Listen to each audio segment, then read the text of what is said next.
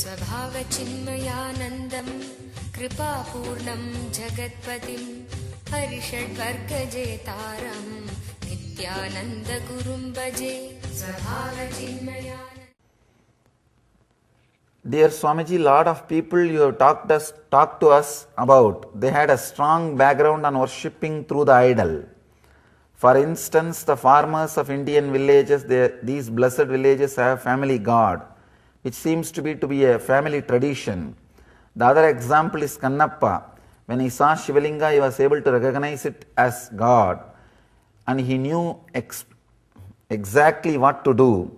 Do we need some training or some background information to learn how to do worshipping through the idols properly? Understand, I don't think you need an information or ideas about idol worship. I feel we need respect for everything exists. In the so-called Western civilization, this civilization is built on strength. Constantly you are taught the idea that you have to be self-centered, respect only you. But the civilizations which lived with nature, which existed for thousands of years, they all continuously respect whatever exists.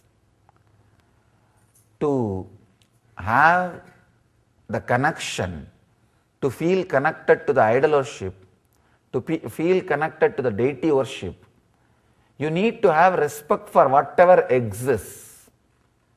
Means you need to live in the heart. You need to live in the space of compassion. You cannot be constantly living in the space of head. In India, you will see the fun, even cars will have puja. When they buy a new car or TV or refrigerator, they will do puja to that. You may think, how can car be God? How can the refrigerator be God? How can the TV be God? How can machines be God? Even the laptops, computers, anything they get, they will do puja to that first. You will be surprised. And even I was wondering, how can all these things receive puja, and how can, see, deity somehow we can tolerate. But how the laptop, computer, car, TV, whatever we get, puja goes on for that. Understand, let me share one of my experience, then you will be able to understand respect for whatever exists. After enlightenment, once one ashramite was working on a laptop. Suddenly it stopped working. And this guy brought to the other enlightened disciple for repairing. This enlightened guy, he said, he just touched. As usual, whenever things come to me, I touch and bless. It will become all right. Same way he put the hand. And understand, looks very funny. He put the hand and said it will start working. And it started working. Not, you can say this is a coincidence. Okay, forget about it. This may be coincident. Not just that, even the trees which are practically dead, no leaf. He said that, Swamiji, I repeated your name and put the hand on the tree, and it came to life. I said, what are you doing? Even if I put my hand, it does not come back. How do you say? Actually, I got the interest to study exactly what happens. I told him to heal some inanimate objects like a machine, TV, or the tape recorder, that kind of things.